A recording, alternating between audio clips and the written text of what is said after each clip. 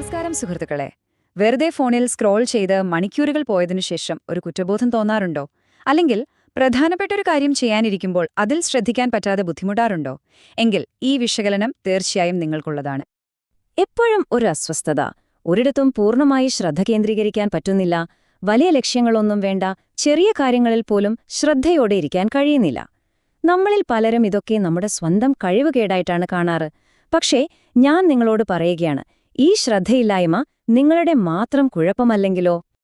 ഇതൊക്കെ കേൾക്കുമ്പോ ഹേയ്, ഇത് ഞാൻ തന്നെയാണല്ലോന്ന് തോന്നുന്നുണ്ടെങ്കില് നിങ്ങൾ ഒറ്റയ്ക്കല്ല. ഓരോ നോട്ടിഫിക്കേഷനും നമ്മുടെ ശ്രദ്ധയെ വലിച്ചെടുക്കുകയാണ്. പ്രധാനപ്പെട്ട കാര്യങ്ങളൊക്കെ നാളത്തേക്ക് മാറ്റിവെക്കുകയാണ്. അവസാനം നമ്മൾ നമ്മളെ തന്നെ കുറ്റപ്പെടുത്തും. എനിക്ക് അച്ചടക്കമില്ല, ഇച്ഛാശക്തിയില്ല എന്നൊക്കെ വിഷമിക്കും. പക്ഷെ സത്യത്തില് ഇതൊരു വ്യക്തിപരമായ പരാജയമേ അല്ല, മറിച്ച് നമ്മൾ അറിയാതെ നമ്മളൊരു വലിയ കളിയുടെ ഭാഗമായതുകൊണ്ടാണ്. ഇതാണ് നമ്മൾ മനസ്സിലാക്കേണ്ട ഏറ്റവും പ്രധാനപ്പെട്ട കാര്യം. ഇത് നിങ്ങളുടെ ഇച്ഛാശക്തിയുടെ ഒരു കുറവല്ല, ഒരിക്കലുമല്ല. മറിച്ച് നമ്മുടെ തലച്ചോർ എങ്ങനെ പ്രവർത്തിക്കുന്നു എന്ന് കൃത്യമായി പഠിച്ച് അതിലെ റിവാർഡ് സിസ്റ്റത്തെ ലക്ഷ്യം വെച്ച് നമ്മളെ അതിന് അടിമയാക്കാൻ വേണ്ടി തന്നെ ഡിസൈൻ ചെയ്ത ഒരു വലിയ സിസ്റ്റത്തിന്റെ ഫലമാണിത്. നമ്മുടെ ശ്രദ്ധയാണ് അവരുടെ ഏറ്റവും വലിയ ലാഭം. ദാ ഈ കണക്ക് കണ്ടാൽ നിങ്ങൾ ശരിക്കും ഞെട്ടും. 2000-ൽ കൂടുതൽ തവണ. അതെ, അത്രയും തവണയാണ് നമ്മളിൽ സാധാരണ ഒരാൾ ഒരു ദിവസം തന്റെ ഫോണിൽ തൊടുന്നത്. ഒന്നാലോചിച്ചു നോക്കിയേ.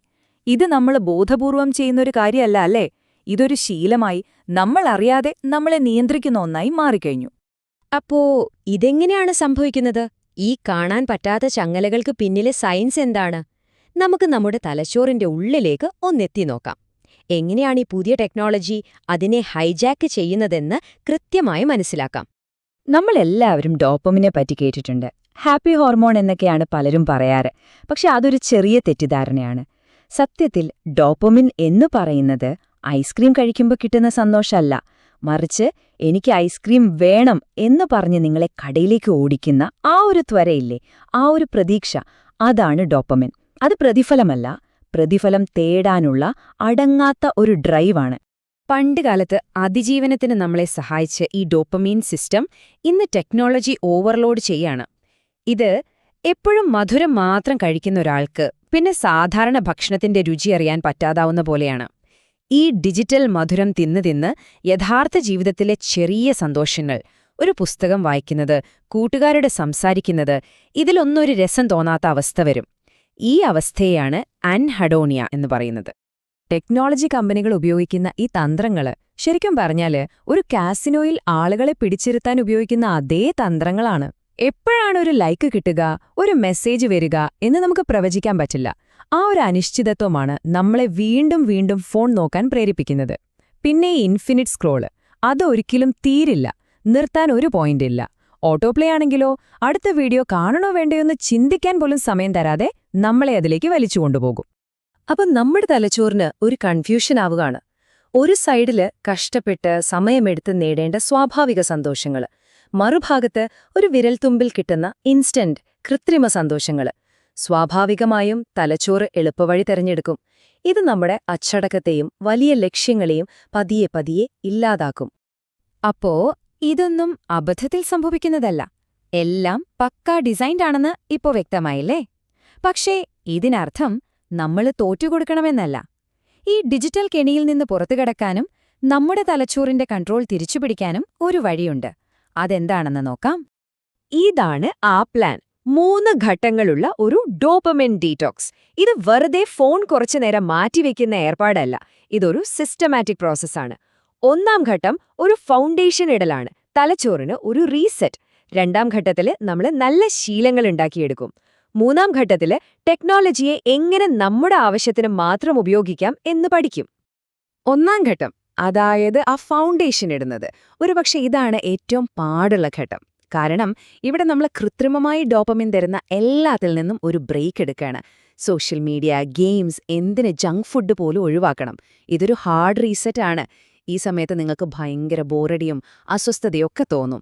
പക്ഷെ പേടിക്കേണ്ട, അതൊരു നല്ല സൈനാണ്. നിങ്ങളുടെ തലച്ചോറ് ഹീലാവാൻ തുടങ്ങി എന്നതിന്റെ തെളിവാണത്. ഓക്കേ, തലച്ചോറിനെ റീസെറ്റ് ചെയ്തു. ഇനി 2-ാം ഘട്ടം. ഇവിടെ നമ്മൾ ആ ശൂന്യതയെ നല്ല കാര്യങ്ങൾ കൊണ്ട് നിറയ്ക്കുകയാണ്.